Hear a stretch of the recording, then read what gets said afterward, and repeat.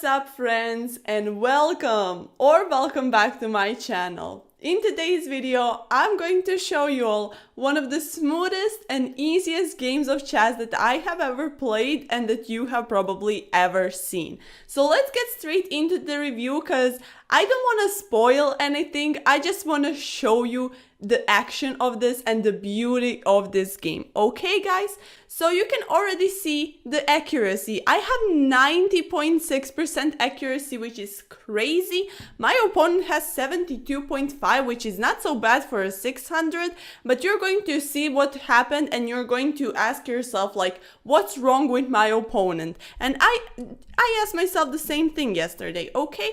So he started with e4, I go e5, and my opponent opened with d4, and here I was like, I very rarely encounter this, but I took that up. So my opponent goes c3, and I was like, okay, I won't take that. I'm going to go d5 instead so that he will like trade these pawns. I'm sorry, like this. Oh my god, not like that, like this. Okay, I'm very bad at drawing these arrows, even though I have been doing this for 6 months already. But I wanted to trade this central pawn, but my opponent decided not to take, and he was like, no, I'm developing my horse and I want to attack this pawn, I guess. Again, arrows, very skewed, doesn't matter. So after that, I was like, okay, then you are allowing me to take this central pawn that I wanted to take anyways, and you're also now allowing me to kick your horse when I take the pawn. And that is exactly what happened. That's the best move. Of course you're going to take. And now my opponent moves because their horse doesn't want to be taken as well. I mean, that's logical. But look what happens next. Like, it's very, very wild, and it started as a normal game and it went to complete chaos and craziness in just a couple of moves. So after horse to e5, which is a mistake, actually an inaccuracy, but it doesn't matter. You know, my opponent just wanted to be safe and sound. And I was like, okay, so now I push this pawn. Maybe, I don't know, what would be the best move here for me? Developing this horse here, okay, but I'm a beginner, so you know, I see these two pawns in the center, I push one up so that they're connected and that they're staying in my opponent's territory and just like crushing them and choking them. So that's why I pushed d3. And look what happens next, guys, okay? Like, I'm going to give you a few seconds to, you know, think about a move. What would you play here? Because, like, I don't know, if I was white here, I would maybe...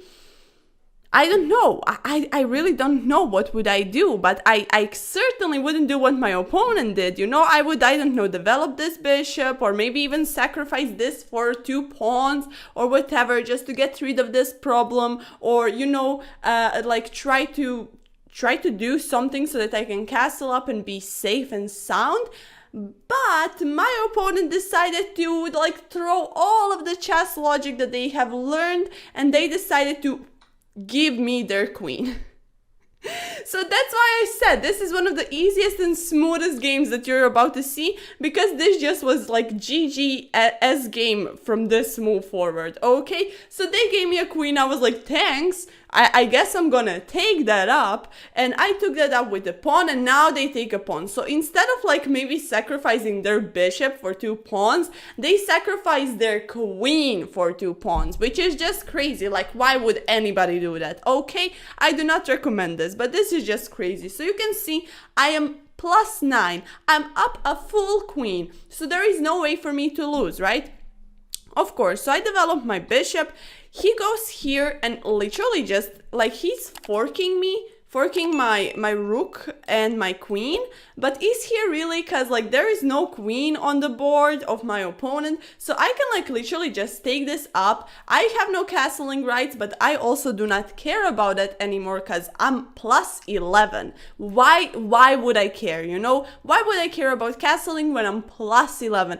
So after that, which is the best move, my opponent is like, haha, but I can castle, you know? And I was like, okay. So I developed my horse, and here I saw this bishop, and I developed this horse, and I was like, this looks very Greek gifty. So he moves here, and I was like, okay, let's Greek gift my opponent. So he took that, of course, because he was like, this opponent is plus 11, I have to do something. So they're giving me a free bishop, so I'm taking that. But little do they know that this wasn't actually a free bishop, because after that we have this check, which is the whole point of the Greek gift.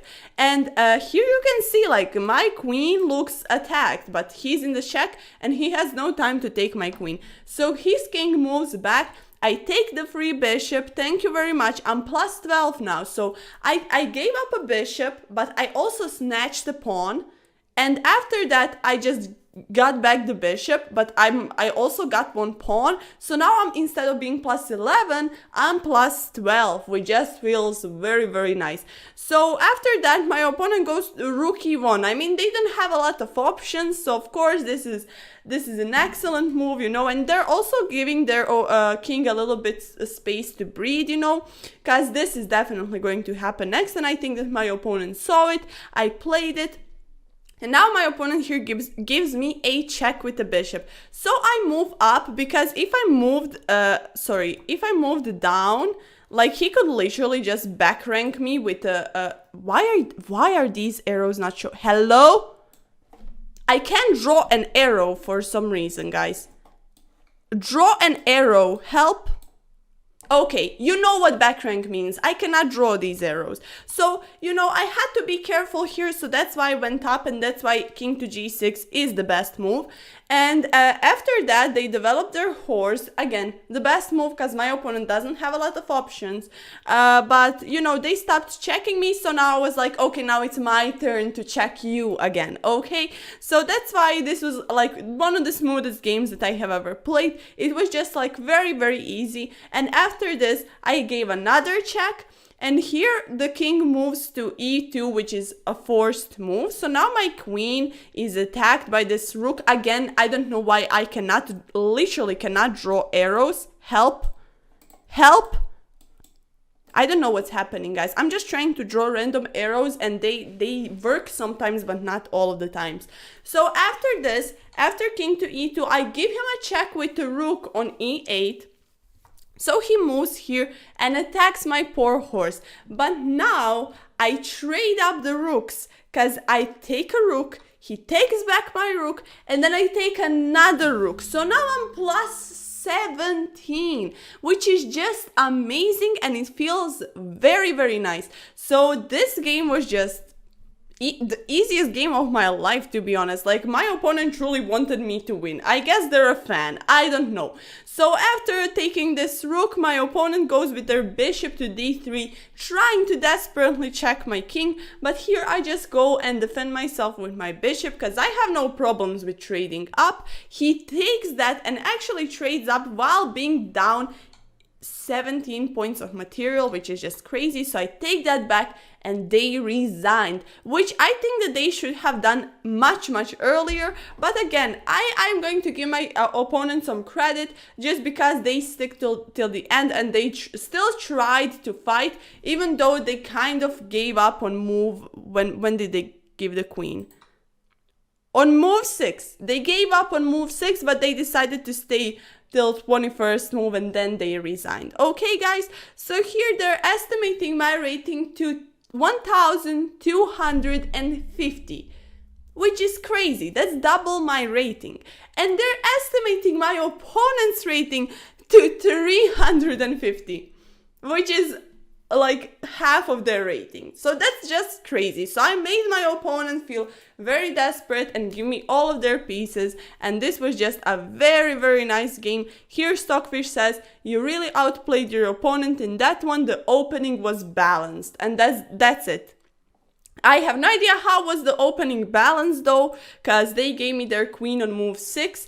But fine, I'm going to agree with them, because, you know, I'm no Stockfish, so I have no right to vote here. So guys, this is the game. This is the queen blunder that my opponent did. Very, very crazy. And after that, I just managed to win. This is the ending position. I had a lot of fun playing this game, and honestly, I really, really enjoyed these positions when I'm like plus 20. Like, that's the best feeling in the world. So thank you so much to my opponent for having this amazing game with me, because I really enjoyed it. So guys, this is it for the video and for the game. Thank you so much for tuning in and watching this incredibly insane game that happened to me. Thank you so much for tuning in. Make sure to subscribe and let me know your thoughts and feelings about this game in the comments down below. So that is it from your chess doctor. This video is going to be a little bit shorter than usual, and that is it. I will see you in the next one. Have a nice day. Bye bye.